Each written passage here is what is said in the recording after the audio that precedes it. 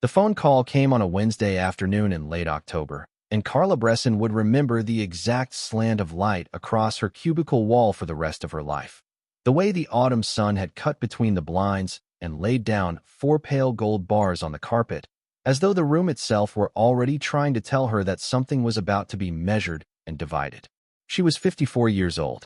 She had worked at Northridge Insurance in Duluth, Minnesota, for 19 years, the last 11 as a senior claims adjuster in the property division. She had handled fires and floods and the kind of catastrophic losses that broke people open in the worst part of their lives.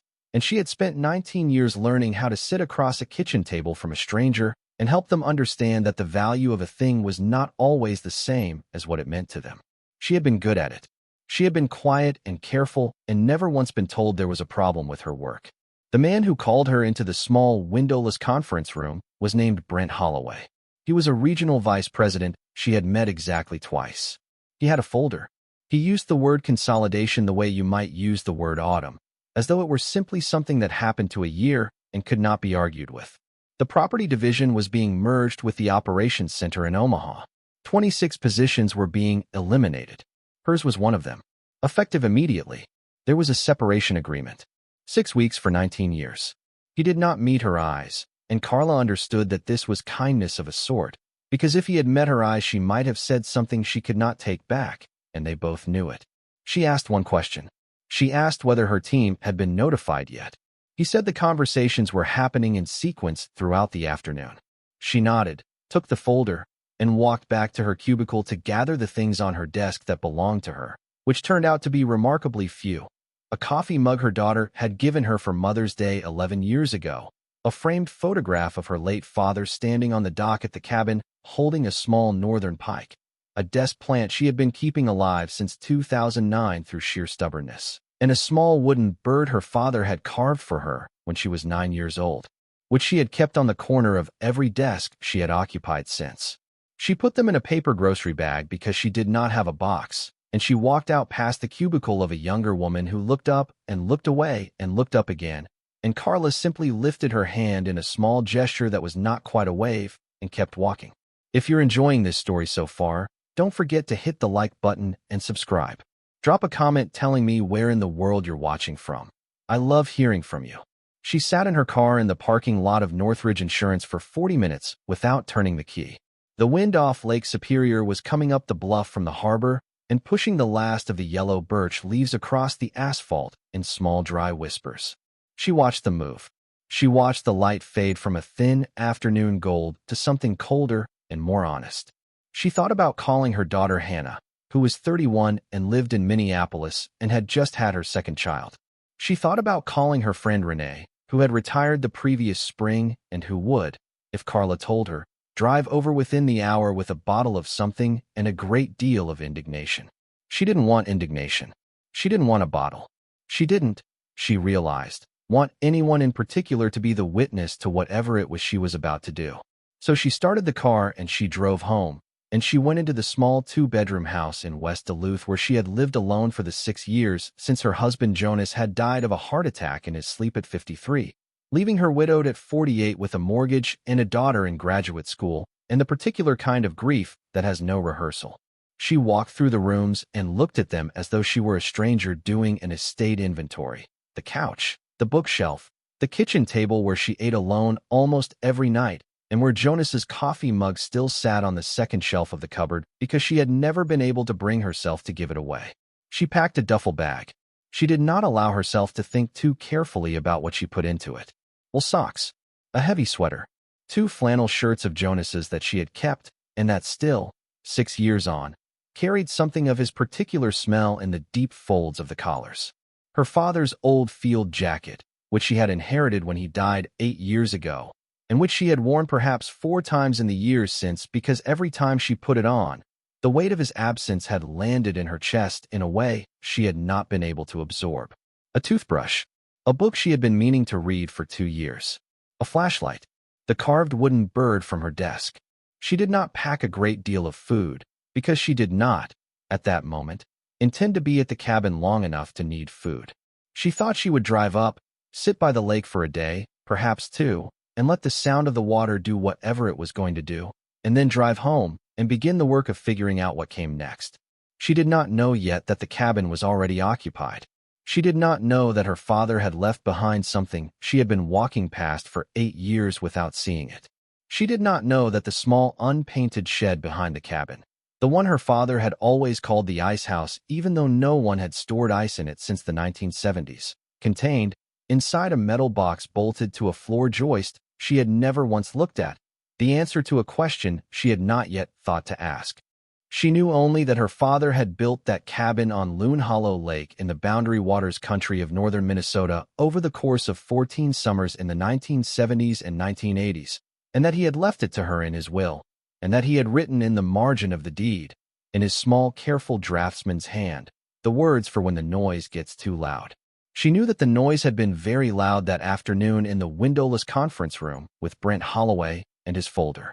She knew the cabin was 4 hours north on Highway 53, off a forest road that turned to gravel and then to a track that disappeared into white pine and balsam fir at the edge of a small dark lake, where loons still nested and where her father had once told her that the silence was not empty but full. She left Duluth at 4 in the afternoon.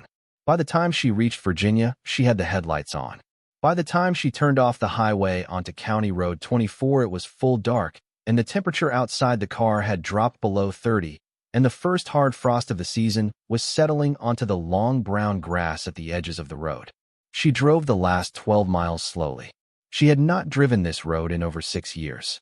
The signage was poor, and the turn for the forest road was easy to miss in daylight, almost impossible at night, and she nearly went past it twice before she recognized the broken cedar fence post her father had left in place as a marker the year before he died.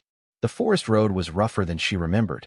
The county had not maintained it in recent years. The cabin lay on the dead-end portion past the last permanent residence, and the township grader simply turned around at the fork 2 miles back. The ruts had deepened. The overhanging branches scraped the roof of her car twice. She slowed to a crawl. The headlights swept across the trunks of red pines that her father had known by individual character, that he had once walked her through as a child, naming the lean and the scar of each one like men he had served alongside.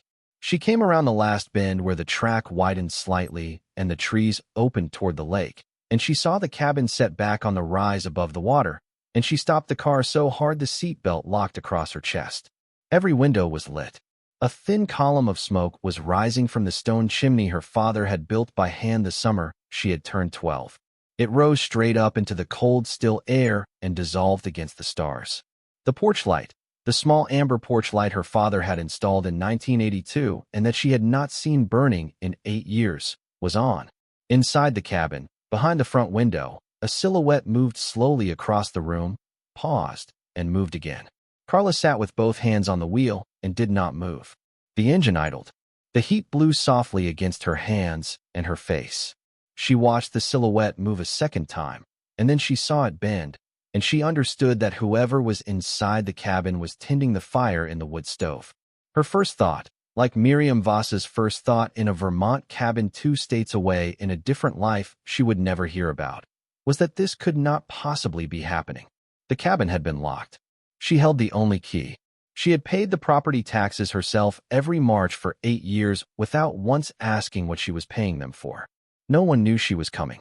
No one in the world knew she was coming, because she had not known she was coming until 5 hours ago when Brent Holloway had said the word consolidation and the 4 gold bars of light had laid themselves down across the carpet of her cubicle. Her second thought was that she should reverse the car back up the track and drive to the nearest gas station and call the sheriff's office in Cook County and let someone else handle this. Her hand actually moved to the shifter. She put her palm against the cold knob and held it there. And then she thought about the paper grocery bag in the back seat with the coffee mug and the desk plant and the wooden bird, and she thought about the 4-hour drive she had just made in the dark on a road she could barely see, and she thought about the small windowless conference room and the folder and the careful averted eyes, and something in her that she had not known was there refused to put the car in reverse. She turned the engine off. The headlights cut out. The cabin and the lake and the trees became a single dark composition, lit only by the amber porch light and the warm yellow squares of the windows. She got out of the car. The cold came in against her face immediately, and the air smelled of pine and wood smoke and the deep mineral coldness of a northern lake in late October. She walked toward the cabin slowly, her boots crunching through the thin crust of frost on the gravel of the drive. She climbed the 3 porch steps her father had laid in 1976. She stood on the porch boards she had run across barefoot at the age of 7, at the age of 10, at the age of 15, carrying a fishing pole that was almost as tall as she was. She raised her hand and knocked on the door of her own cabin. There was a pause, then footsteps, slow and measured. The door opened. The man standing in the doorway was perhaps 75 years old.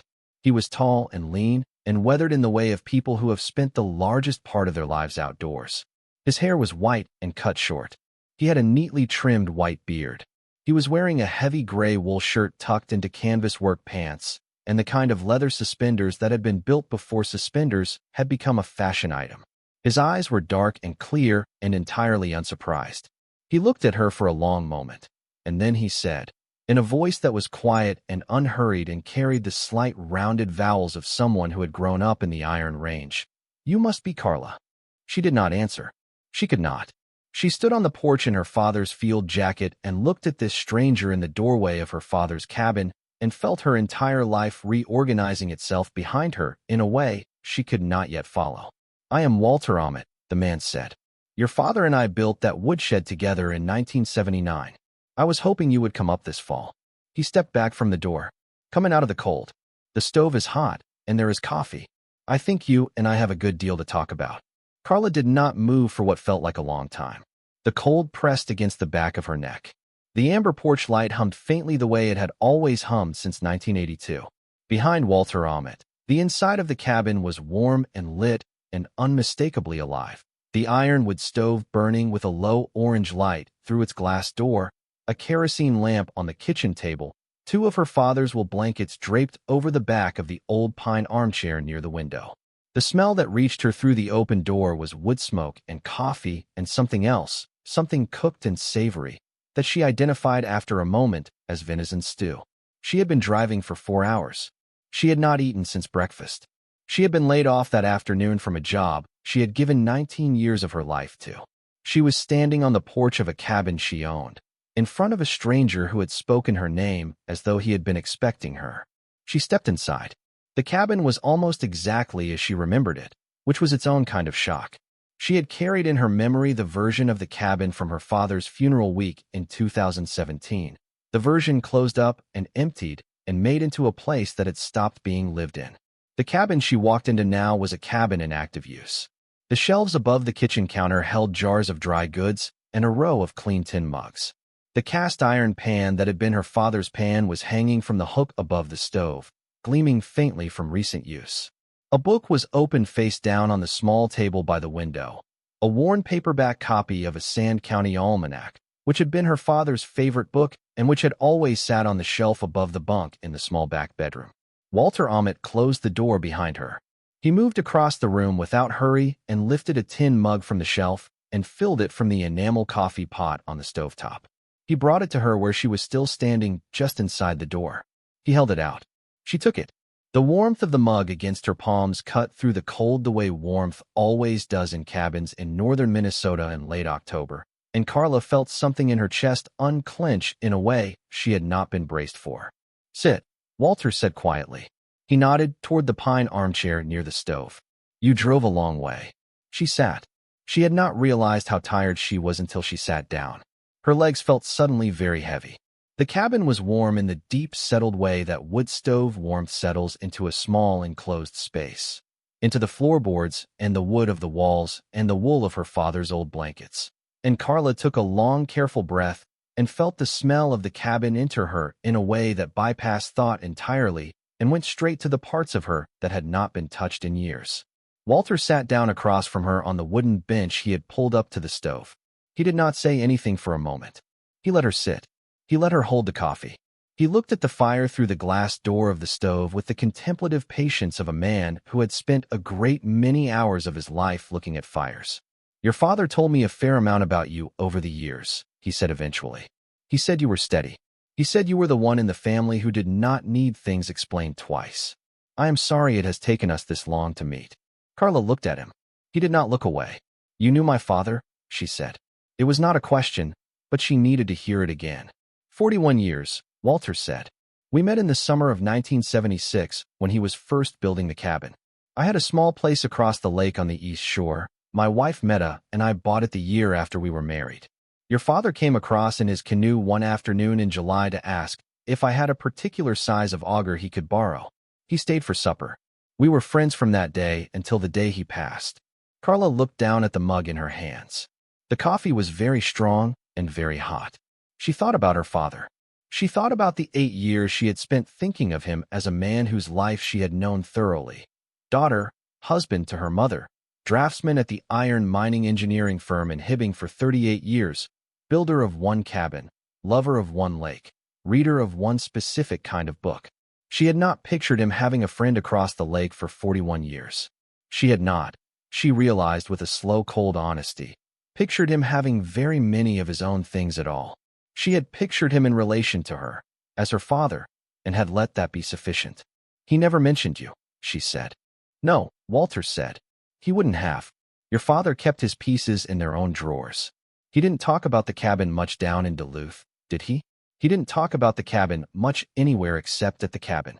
Walter's mouth moved in something that was almost a smile, though it did not reach the rest of his face. Some men are like that. They don't believe a place travels well in conversation. They figure if you want to know it, you have to come to it. Carla closed her eyes for a moment.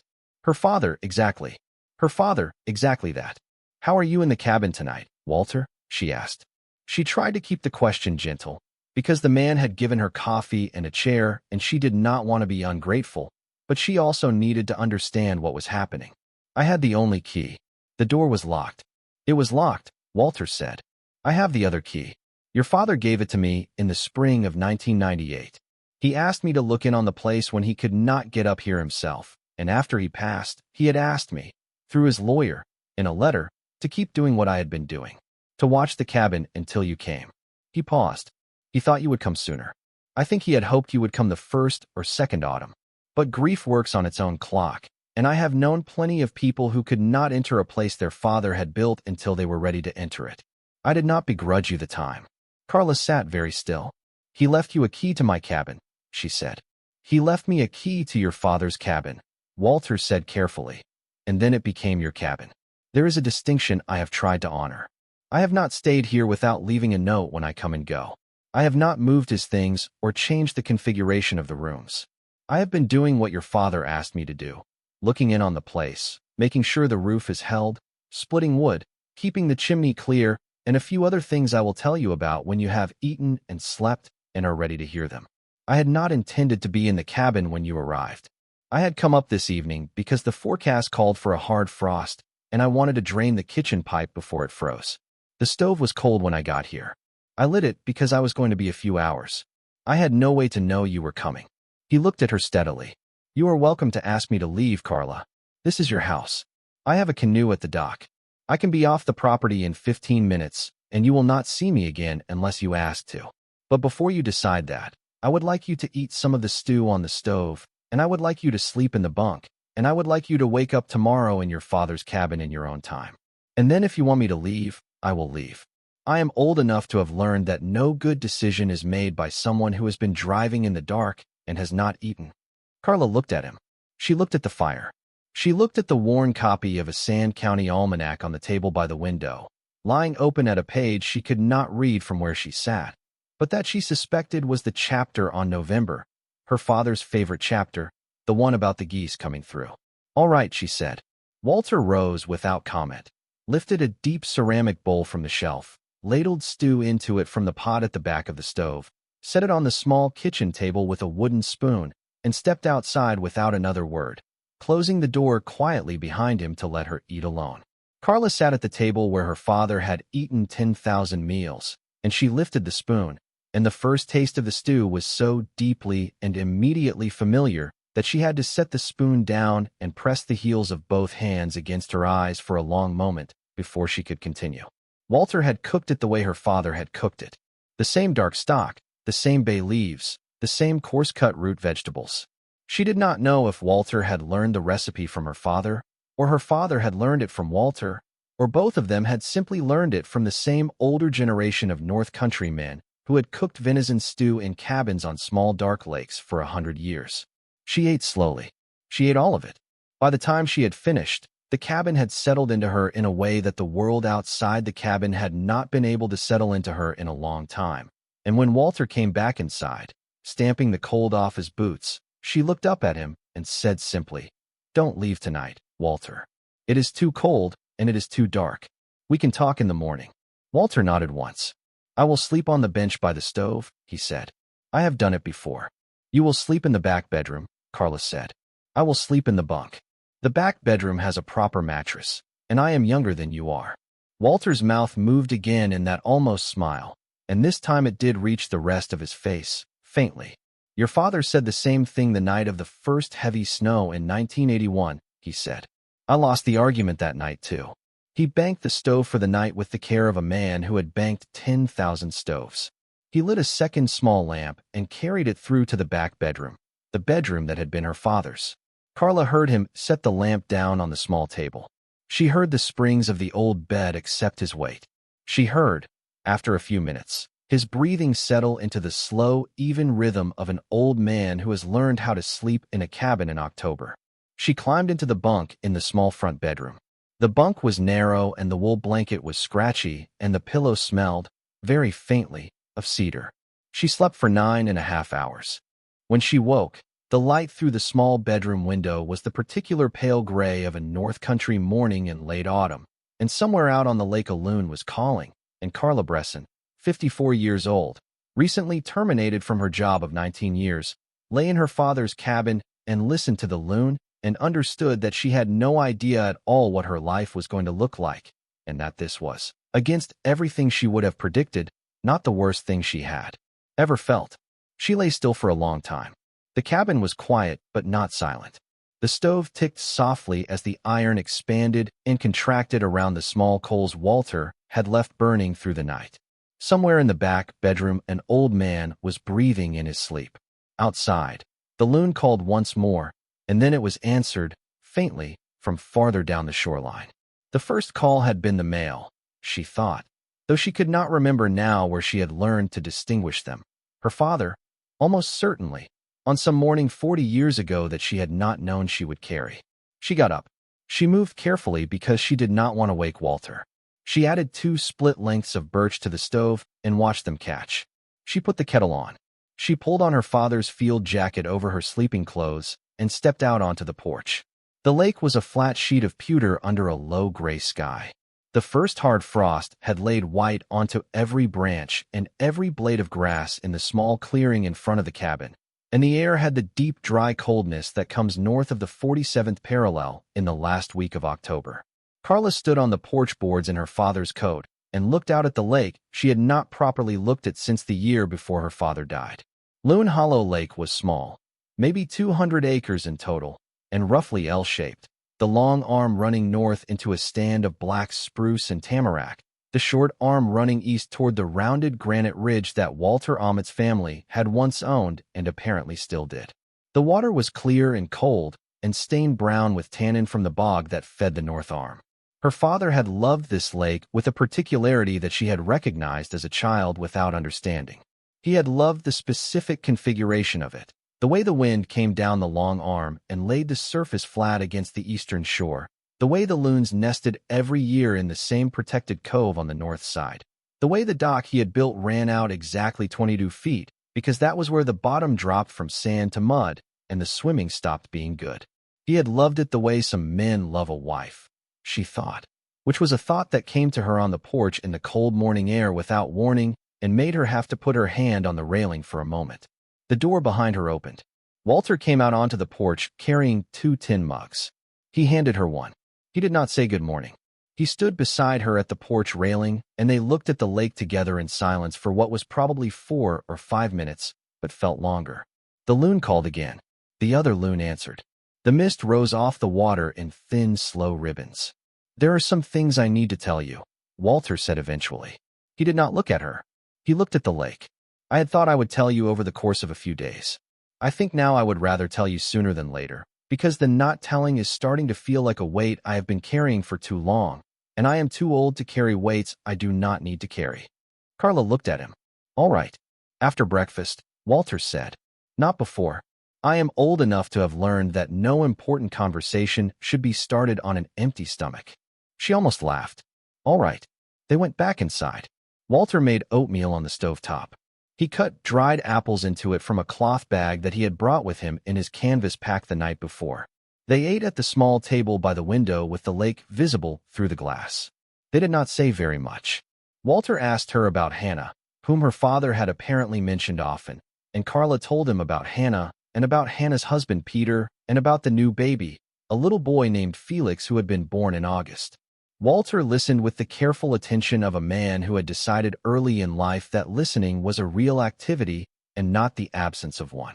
He asked good questions. He laughed once, quietly, at a story Carla told about Hannah at age for insisting on her own paddle for the canoe.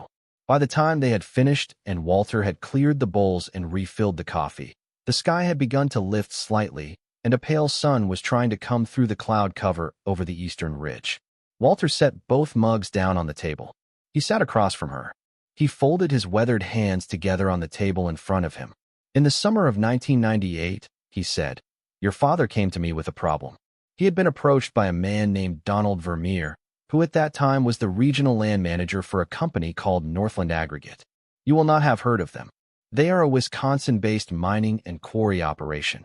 And in the late 1990s, they were doing exploratory work all through this part of the Iron Range looking for high-grade taconite formations that had been overlooked by the older companies. They had identified a deposit that ran under a section of land just east of this lake, under the granite ridge across the water, the one my family still owns the surface rights to. They wanted a long-term mineral lease. Carla set her mug down slowly. On your land. On my family's land, Walter said. On the ridge that backs up to the east shore of Loon Hollow. My father had purchased the 800 acres on that ridge in 1953, bought it for almost nothing because the iron content of the visible rock was too low to interest any of the operating mines at that time. My father bought it because he wanted a place to hunt and because the land was cheap. He never thought of it as anything else. When he died in 1986, the land came to me and to my brother Rold jointly. My brother Rold lived in St. Paul. He was a corporate attorney. He had no interest in the land beyond what it might be worth on paper. Walter paused. He looked at his hands on the table. In 1998, Donald Vermeer offered us a 30-year mineral lease with a substantial signing bonus and a per-ton royalty arrangement. He explained, very carefully and very persuasively, that the surface of our land would not be touched. The extraction would be done from a portal a mile to the east, with horizontal tunneling under our ridge. He explained that the surface rights, the timber, the hunting, the cabin my wife and I owned on the east shore, all of it would be unaffected. He explained that we would, over the projected life of the operation, become quite wealthy people. He was a very capable salesman. Carla felt something cold move down through her chest. My father, your father, Walter said, knew more about iron mining than anyone in this county. He had worked 38 years as a draftsman at Erickson Hovde Engineering in Hibbing. He had drawn the plans for the closure and reclamation of 3 mining sites. He understood what subsurface extraction did to the water table. He understood what it did to the bog. He understood what a horizontal tunnel under the granite ridge would do, over time, to the springs that feed Loon Hollow Lake from the north arm. The springs that have kept this lake clear and cold and full of fish for 10,000 years. Walter looked up. His dark eyes were very steady. Your father came to me one evening in August of 1998 with a set of his own drawings. He had taken the survey information Donald Vermeer had provided to us, the same information Vermeer had assumed neither I nor my brother would be able to interpret, and he had spent 6 weeks working through it on his own time. He showed me, in his own hand, on his own paper, exactly what the subsurface extraction would do. The springs would drop within 7 years. The bog would dry out within 12. The lake would lose 4 to 6 feet of depth in the first 20 years and would become eutrophic. That is, it would die within 30.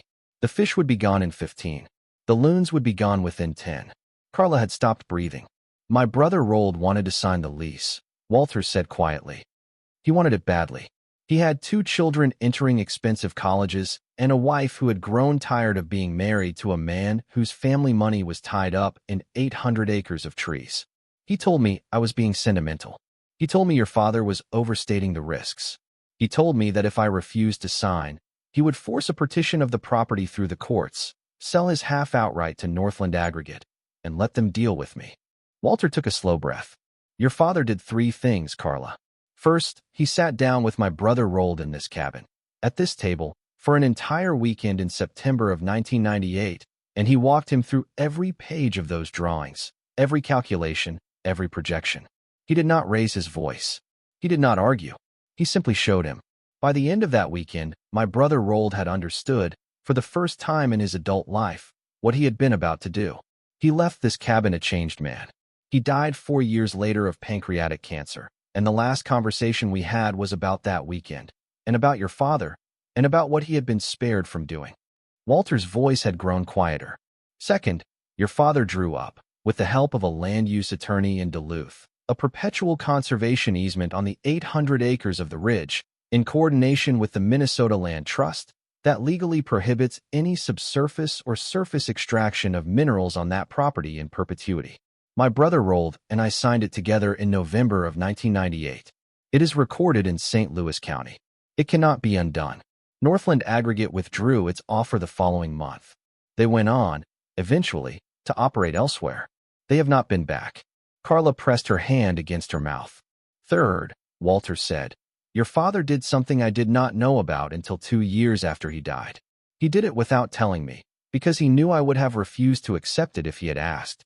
In 2002, when the Minnesota Land Trust agreed to expand the easement to include a perpetual lakeshore protection on the entirety of Loon Hollow Lake, your father contributed his cabin and his 14 acres on the west shore. This cabin, this property, as part of the conservation footprint. Under the terms of the agreement, this land cannot be subdivided, cannot be commercially developed, cannot be sold to any party that does not agree to the conservation covenants. The cabin can be inherited. The cabin can be used. The cabin can be modified within the limits set out in the easement. But the cabin and the land it sits on are now part of a protected corridor that runs the length of this lake and protects every spring that feeds it. Carla sat with both hands flat on the table. He didn't tell me, she said. Her voice came out strange. He didn't tell you, Walter said gently, because by 2002 you had a young child and a husband who was working long hours at the shipyard in Superior and a mortgage in West Duluth, and your father knew that telling you he had encumbered the cabin you would one day inherit might have felt to you, in the middle of a busy life, like he was making a decision that belonged to you. He did not want to put that weight on you in a year when you did not need it. He told me, when he showed me the paperwork in 2015, he told me he had always intended to tell you in person when you were ready. He told me he wanted you to come up to the cabin and sit by the lake and understand it the way he understood it, and then he would tell you what he had done. If you're hooked on this story, make sure to subscribe and turn on notifications so you never miss an upload. Your support means everything and helps me bring you more emotional stories like this one. He never got the chance, Carla said. He never got the chance, Walter agreed. He had the stroke in March of 2017. By the time you got to the hospital, he could not speak. He died 9 days later. And the paperwork stayed where he had put it, which was in a metal box bolted to one of the floor joists of the ice house out back, along with a sealed envelope addressed to you that he had written in his own hand in the autumn of 2016, and that he had asked me, through the lawyer, again, after his death, to deliver to you when you came to the cabin and asked the right questions. He paused. You asked the right question last night, Carla. You asked me why I was here. The full answer to that question is the envelope in the ice house. I have not opened it. It is yours. Your father wanted you to read it sitting in this cabin with the lake outside the window. I think, if you are willing, this is the morning to do that. Carla could not speak for a long moment. She looked at Walter, this stranger, this old friend of her father's, this man who had carried a piece of her father's life for 8 years without making any move to use it for himself. She looked at the worn copy of a Sand County almanac on the small table by the window. She looked out at Loon Hollow Lake, which her father had spent the second half of his life protecting from a danger she had not even known existed, and which he had given to her in a form she had not been capable of understanding until this morning. She nodded, slowly. She got up. She put on her boots and her father's field jacket. Walter put on his own coat. They walked together around to the back of the cabin, where the small, unpainted shed that her father had always called the ice house stood at the edge of the clearing, half leaning into the white pine that had grown up around it over 40 years. Walter unlocked the door with a small brass key from a chain around his neck. He stepped aside. "The metal box is bolted to the second-floor joist on the left," he said. "There is a key taped to the bottom of the box. I will be on the porch when you are ready." He turned and walked back toward the cabin without another word. Carla stepped into the ice house alone. The interior of the ice house smelled of cedar and old sawdust, and the dry mineral coldness of a building that had been closed up since the spring. A single small window high in the back wall let in a thin gray light, just enough to see by. The floor was packed earth covered with a layer of cedar planks. The walls were unfinished pine. Along the left wall, 3 shelves held the orderly remains of her father's tool collection: augers, a draw knife, a small wood plane, 3 coils of waxed cotton line, and a tin of metal screws sorted carefully by size in a way that made Carla's chest tighten. She knelt on the cedar planking and looked up at the underside of the loft floor. The joists were exposed, 5 of them, running parallel from the front of the ice house to the back. On the second joist from the left, bolted to the underside with 4 small carriage bolts, was a flat metal box about the size of a thick paperback book. It was painted the same flat green as her father's tackle box, and it had been there, Carla now understood, for at least 8 years and possibly 20. She reached up.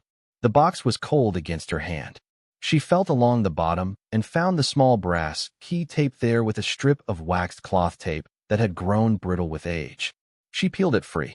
She lowered the box down. The bolts were hinge-fitted, allowing the lid to swing on the joist itself like a small cupboard, and she unlocked it. Inside were 3 things. The first was a thick manila envelope, sealed, with her name on the front in her father's small, careful handwriting. "To Carla," it said, "when you are ready." The second was a stack of legal documents bound with a rubber band. The original signed copy of the conservation easement, with the seal of St. Louis County still embossed on the cover sheet, and a separate folder containing the Perpetual Lakeshore Protection Agreement with the Minnesota Land Trust, dated November 2002, and signed by her father in his recognizable hand. The third was a small flat object wrapped in a piece of soft chamois. Carla took the chamois-wrapped object out first. She unwrapped it carefully. Inside was a single photograph in a small wooden frame. The photograph was of her father, at perhaps 55 years old, standing on the dock at Loon Hollow Lake in the late afternoon light, holding the carved wooden bird he had made for her when she was 9. He was looking directly at the camera. He was not smiling exactly, but his face was open in a way Carla had almost never seen. The way a person's face is open when they are entirely at home, entirely themselves, entirely without performance. On the back of the frame, in his small, careful hand, were 6 words. This is what it was for. Carla sat down on the cedar planks of the icehouse floor and pressed the photograph against her chest and cried for the first time since the funeral in 2017. Cried not in the small, thin, contained way she had cried at the funeral, but in the deep, loose, unfinished way you cry when you have understood something at last that you had been carrying without understanding for a very long time. She cried for a long time. The ice house was cold and quiet. Outside, the loon called once and then again. Walter Ahmet sat on the porch of her father's cabin and waited. When she had finished, Carla wiped her face with the back of her hand, and she carefully re-wrapped the photograph, and she took out the manila envelope with her name on the front, and she broke the seal. The letter inside was 4 pages long, written in her father's small draftsman's hand on the heavy cream paper he had always used for his personal correspondence, dated September 2016, 6 months before his stroke. Carla sat on the cedar planks in the cold gray light of the ice house, and she read it.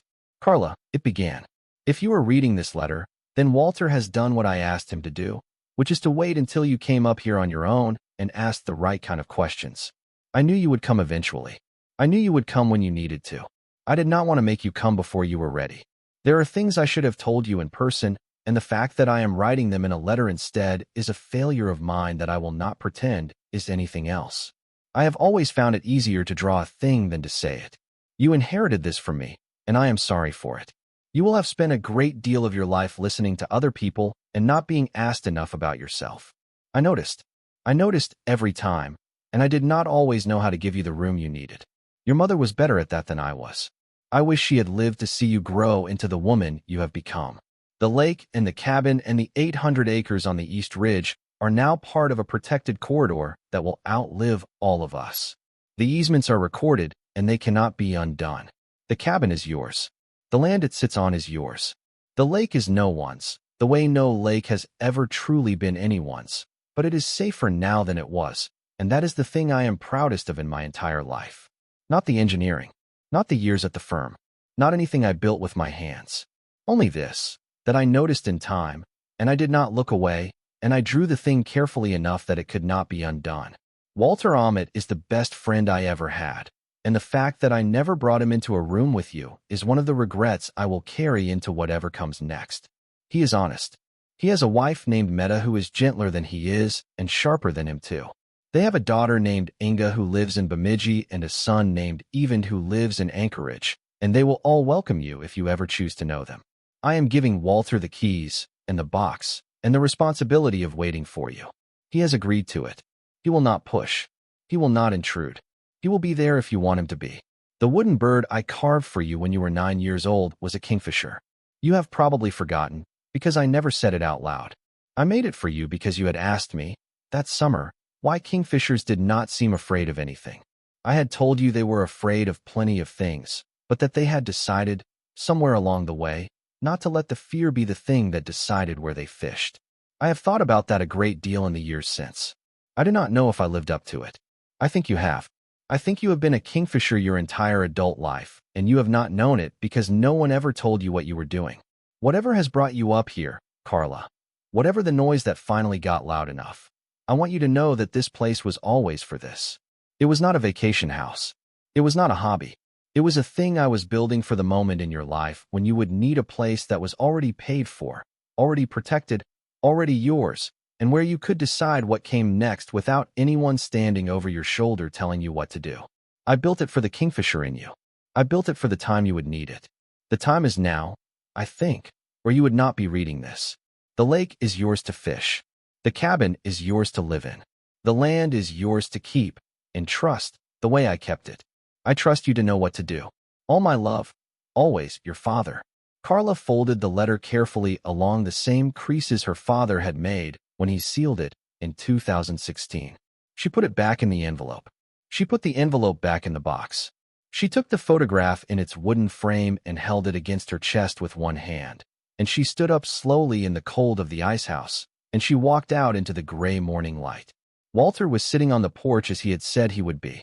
He looked up when she came around the corner of the cabin. He did not ask. He waited. Carla climbed the porch steps and stood in front of him with the framed photograph in her hand. The lake stretched out behind her under the lifting sky. He called it the Kingfisher, she said. Her voice was steady, which surprised her. Walter smiled fully this time. That is what he always called you when he talked about you, he said. I should have told you that last night. I am glad you read the letter first. He wanted you to read it before anyone said the word out loud.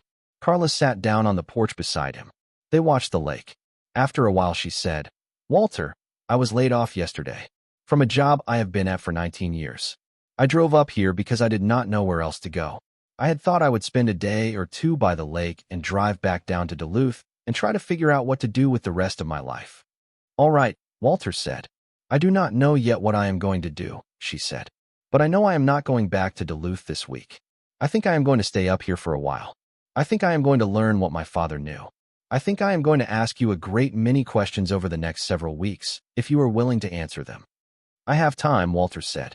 I am 76 years old, and I have nothing on my calendar except the things I choose to put on it. I would like to meet your wife, Carla said. Meta. He wrote about her in the letter. I would like to meet her. She will be glad, Walter said. She has been asking me for 8 years when you would finally come. Carla looked at him sideways. She knew. She knew about the cabin. She knew about the easement. She did not know about the letter. Your father asked me to keep that piece to myself, and I have. But she knew you would come eventually. And she has been making a particular kind of cardamom bread every autumn for 8 years against the chance that this would be the year. He smiled. She will not be pretending to be surprised. She does not have the temperament for it. Carla laughed. It came out of her without warning. It was the first time she had laughed since the 4 gold bars of light had laid themselves down across her cubicle carpet the previous afternoon, and it surprised her that laughter was still possible, that it had been there inside her the whole time, waiting for the right reason. She and Walter sat on the porch of her father's cabin in the cold morning light and looked out at Loon Hollow Lake. The mist had burned off the surface. The pale sun had come fully through the cloud cover and was laying down on the water in a long silver line that ran from the dock to the eastern shore. Somewhere down the long arm a loon called, and Carla heard, for the first time, what her father had been hearing for 40 years. She heard the silence underneath the call. She heard how much of the silence there was. She heard how full it was. Walter Ahmet stayed at the cabin through the morning. He showed Carla the maintenance log her father had kept in a hardbound ledger in the kitchen drawer. Every repair, every gallon of stove oil, every cord of wood split and stacked, going back to 1976. He walked her around the perimeter of the cabin and showed her the places where the foundation needed work and the places where it did not. He pointed out the cedar shingles on the north slope of the roof that would need to be replaced before the next winter, and he explained, in the unhurried, specific way of a man who had been a friend of her father's for 41 years, exactly what kind of cedar to source and from which mill and toft, and what the going rate was, and which contractor in Cook County could be trusted to do the work and which one could not. By the time he packed his pack and his thermos and the small canvas roll of tools he had brought up the night before, Carla had a list of 14 things she needed to attend to in the first month and 3 names of people she could call. Walter wrote his own number on the inside cover of the maintenance ledger in his careful old man's hand. He did not promise to come unless she asked. He did not invite her over before she was ready. Meadow will want you for supper when you feel up to it, he said at the door. There is no hurry. We are 2 miles across the water by canoe and 12 miles around by road, and we will still be there next week and the week after. Come when you are ready. Knock on the door whenever you choose. The Kingfisher always has a place at our table. He paused. Your father did, every Sunday for 41 years. The chair is still there. He went down the porch steps. He walked to the dock. His canoe, a long, quiet cedar strip canoe that he had built himself in the winter of 1981, Carla would learn later, was tied up at the end. He stepped into it and pushed off and paddled away from the dock in the slow, steady rhythm of an old man who had been paddling the same lake for 50 years. Carla watched him until the canoe was a small, dark shape against the eastern shore, and then she watched him until the dark shape disappeared into the cove on the east side, where his cabin sat behind a screen of red pine. She turned and went back inside. She closed the door behind her. The cabin was warm and quiet and entirely hers. She stayed at the cabin for the whole of November. She had thought she would stay a week. The week became 2, and the 2 became 3, and by the time the first hard snow came in the second week of November, she had stopped thinking of herself as someone visiting and had started thinking of herself as someone making a decision. She drove down to Duluth twice. The first time she went down to retrieve more clothes and her checkbook and the box of her father's letters she had kept in the closet of her bedroom for 8 years and never been able to open. She brought it all back up the next day. The second time she went down was to meet with the financial planner Renee had recommended, and to look honestly at her severance and her savings and her Social Security projections and Jonas's life insurance, which she had invested carefully and conservatively the way the claims adjuster in her had insisted on. The financial planner was a young woman named Solveig Iverson, and she sat with Carla for 2 hours, and at the end she said, Mrs. Bressen, you do not need to take another job unless you want to. You will be tight in some years and comfortable in most. You can do what you would like to do with the next decade of your life. I would suggest only that you keep your health insurance in some form, because you are 11 years from Medicare, and that is the variable that ruins more retirements than any other. Carla had nodded. She had walked out into the cold November sunlight on Superior Street, and she had stood for a long moment at the corner of Lake Avenue, and she had understood, with a clarity she had not had since she was 23 years old, and trying to decide whether to take the job in Duluth in the first place, that the rest of her life was not a problem to be solved. It was a place to be lived. She called Hannah that evening from a coffee shop. She told her daughter what had happened, the layoff, the cabin, Walter Ahmet, the conservation easement, the letter. Hannah was quiet for a long time on the other end of the line. Then Hannah said, Mom, can we come up at Christmas? Peter and the baby and me? Carla said yes before her daughter had finished the question. She drove back up to Loon Hollow that night through the dark and the falling snow. And the next morning she woke in the cabin and made coffee on the wood stove and put on her father's field jacket and walked down to the dock. The lake had not yet frozen. The water was very dark and very still, and the snow was falling onto it and disappearing into it the way snow does on water that is on its way to freezing. She stood on the dock and watched the snow fall, and she said, out loud, to her father, who was not there and was also entirely there, "All right, Dad. I am here. I am going to learn it. I am going to keep it the way you kept it. I am going to call Walter and Meta this weekend, and I am going to eat cardamom bread for the first time, and I am going to figure out what comes next from inside this place, not outside it. And when Hannah brings Felix up here at Christmas, I am going to put him in the bunk that I slept in when I was a child, and I am going to tell him about the kingfishers." The snow fell. The dock creaked softly beneath her boots. Somewhere out on the lake, late, very late in the season, a single loon that had not yet flown south called one last time across the water.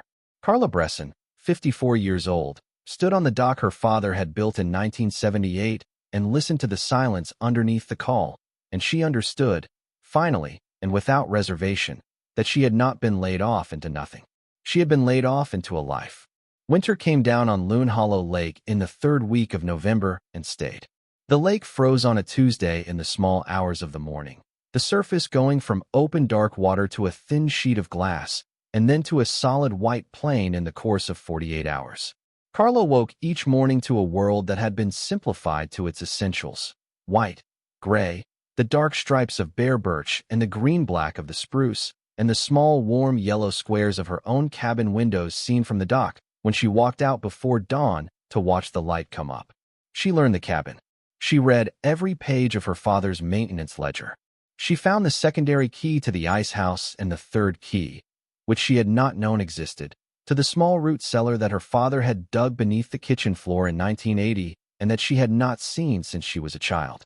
The root cellar contained, when she pried up the hatch, 4 mason jars of pickled vegetables her father had put up in 2016, all of them still good, and a sealed wooden crate that turned out to hold his original drawings for the cabin itself.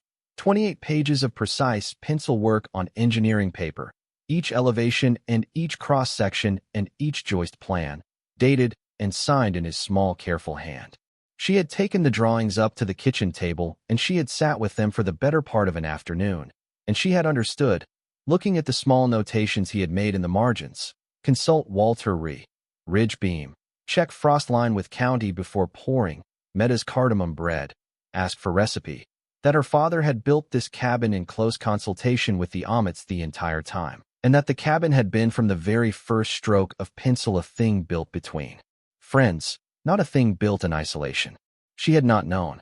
She had carried for 40 years a picture of her father as a fundamentally solitary man, and the drawings were quietly correcting her, page by page. She crossed the lake to the Omets cabin on the first Sunday in December. She drove the long way around, 12 miles of forest road that had been recently plowed by some township truck Walter had presumably arranged for. She brought a bottle of red wine and the framed photograph of her father. Meta Omet opened the door before Carla had finished climbing the front steps. She was perhaps 73, small and silver-haired and sharp-eyed, with the kind of face that did not waste its expressions. She did not say hello. She said, "There you are. Come in. The bread has been waiting." And she pulled Carla into the warm cabin and into the smell of cardamom and butter and wood smoke, and Walter stood up from the kitchen table where he had been reading and laughed once, quietly, the way a man laughs when something he has been hoping for has finally happened. They ate together for 4 hours. Meta had cooked a wild rice hot dish and a roast chicken and the cardamom bread with butter, and Walter opened the wine, and they sat at the table by the window that looked west across the frozen lake to Carla's own cabin on the far shore. Meta told Carla stories about her father that Carla had never heard, stories about the year he had injured his back lifting a beam alone and had refused to admit it until Walter found him sitting on a stump in tears. Stories about the night in 1989 when a black bear had come up onto the porch of the Omet cabin and Carla's father had walked it back into the woods talking to it quietly the entire way in a voice Meta had never been able to forget. Meta told her about the Sunday dinners. 41 years of them. Almost every Sunday her father had come up to the cabin alone. He had eaten with them. He had never missed without sending word. Carla listened, and she ate, and she drank a single glass of the wine, and she felt something inside her that had been crooked since the funeral began, slowly, to settle into a shape she could live inside. By the time she drove home that night, the moon was up over the frozen lake, and the road was empty and silver, and she understood that she was no longer the only person who had loved her father. She had spent 8 years being the lonely keeper of his memory. She had spent 8 years not knowing that there were others. The relief of finally setting that weight down was so complete that she had to pull the car over twice on the way back to the cabin to wipe her eyes. She slept that night without dreaming. She woke to the first true snow of the season, and she stood at the kitchen window with her coffee and watched it come down on the lake. Hannah and Peter and the baby arrived 3 days before Christmas in a rented all-wheel drive vehicle Hannah had insisted on because, she said over the phone, she was not going to attempt the forest road in their Subaru with a 4-month-old infant in the car. Carla had laughed and agreed and told her daughter that the cabin would be warm and the kitchen would be stocked, and that Walter Ahmet had personally inspected the chimney the previous week and pronounced it sound.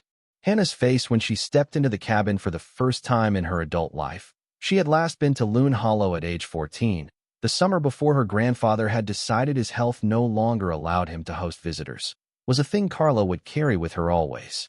Hannah had stopped in the doorway with the diaper bag on one shoulder and Felix asleep against her chest in the carrier, and she had looked around the cabin slowly, taking in the wood stove and the kitchen table by the window, and the small kingfisher carved from cedar that Carla had set on the windowsill where the morning light would catch it, and Hannah had said, in a voice that was not quite her grown-up voice, "Mom, it is exactly the same. It is exactly the same as I remembered." "It is exactly the same," Carla said. "He built it carefully. It does not change." They spent the 4 days of Christmas in the cabin together. Walter and Meta came over on Christmas Eve and stayed for dinner, and Meta held Felix for nearly an hour while Walter and Peter talked about woodworking, and Hannah sat beside her mother on the small bench near the stove and leaned her head against Carla's shoulder the way she had not done since she was a teenager. On Christmas morning, Carla gave Hannah the framed photograph of her grandfather holding the wooden kingfisher, and she told her daughter the story of the kingfisher and the things her father had said about not letting the fear be the thing that decided where you fished. Hannah cried. Carla cried. Felix slept through all of it. On the day after Christmas, before Hannah and Peter packed the car to drive back down to Minneapolis, Carla took her daughter for a walk on the frozen lake. They walked out together past the end of the dock, onto the white surface, 50 yards from shore. The ice was 18 inches thick. The afternoon was very clear and very cold. The trees on the far shore stood up out of the snow in sharp green lines. Carla stopped walking. She turned to Hannah. "I am not going back to Duluth in the spring," she said. "I am going to sell the house. I am going to live up here. Walter says I can keep my insurance through a small consulting arrangement he can set up with the land trust. They need someone with my background to handle their property claims work on a contract basis, and it would be 10 or 12 hours a week, which is exactly what I want. I am going to keep the cabin. I am going to take care of it. I am going to learn what my father knew about this lake. I am going to spend the rest of my life doing the thing he was doing, and I am going to do it because I want to, not because I have to." Hannah looked at her mother for a long time. "Mom," she said, "I have not seen your face look like this since before Dad died." Carla nodded. She could not speak for a moment. Hannah took her mother's gloved hand in her own gloved hand and held it. They stood together on the frozen lake in the late December light, and they did not say anything else for a long time. That spring, the spring Carla turned 55, she sold the house in West Duluth. She kept what mattered. She brought the rest of it north. She put the wooden kingfisher on the windowsill of her father's cabin, in the place the morning light would always find it, and she did not put it anywhere else again. She took up Walter's offer of the consulting work. The hours were what he had said they would be. The work was meaningful. The Minnesota Land Trust valued what she knew about how to assess damage and dispute and quiet harm, and they were grateful to have her. She filed her claims paperwork from the small wooden desk her father had built into the corner of the cabin's main room, on a laptop that worked acceptably well most days and not at all on others, and she did not mind the not at all days because they were the days she would walk down to the dock instead and look at the lake and let the work wait until tomorrow. She and Meta became close in the particular way that women become close in late life, not through urgency, but through accumulation. They drank coffee on each other's porches. They split the cost of a half-cord of cedar shingles and re-roofed the north side of Carla's cabin together with Walter and a contractor from Toft the spring Carla turned 56. Meta taught Carla to make the cardamom bread. Carla taught Meta some things Meta had not known about how to read a homeowner's policy. Hannah and Peter brought Felix up 4 times that first summer and 3 times the next, and by the time Felix was 3 years old, he knew the names of 7 different trees and could point out the place on the dock where his grandfather had stood in the photograph. Carla put a small wooden bird on Felix's nightstand the year he turned 4. She did not say what it was. She told him only that his great-grandfather had carved it and that he should keep it close to him at night. The loons came back to Loon Hollow Lake every spring. They nested in the same protected cove on the north side. Their numbers did not decline. The springs that fed the lake from the bog continued to run cold and clear, and the bog itself, the wide, quiet sphagnum bog at the head of the long arm, continued to do what bogs do, which was to hold the water and release it slowly and host the strange particular life of bog water that had been holding that piece of country for 10,000 years. Carla Bressen, who had been laid off on a Wednesday afternoon in October at the age of 54, lived in her father's cabin on her father's lake on her father's protected 814 acres of North Country water and wood for the rest of her life. She lived alone. She lived with Hannah and Peter and Felix every summer. She lived with Walter and Meta across the water and 10,000 miles deep into a friendship that had outlived its first owners. She lived with the loons and the springs and the slow, continuous, quiet work of a place that her father had drawn on engineering paper in 1998 and protected by his own hand against the day a salesman from Wisconsin might come back with a different offer. The cabin was hers. The land was hers. The Kingfisher had come home. And when, many years later, Felix turned 18 and Carla sat with her grandson at the small kitchen table by the window in the late afternoon light and slid across to him a thick manila envelope containing a deed in trust and a sealed letter and a small chamois-wrapped photograph she had carried for 30 years. She would understand for the first time how her father had felt the day in 2002 he had bolted the metal box to the joist in the ice house and closed the door behind him and walked back to the cabin alone. The deep, quiet, completed feeling of a man who had finally put down, in a place where the right person would find it, a thing that mattered more than his own life. The lake outside the window would be clear and cold and full of fish. The work would go on. Thank you so much for watching until the end. If you love this story, check out the other videos on your screen now. I think you'll really enjoy them. And don't forget to subscribe if you haven't already. See you in the next story.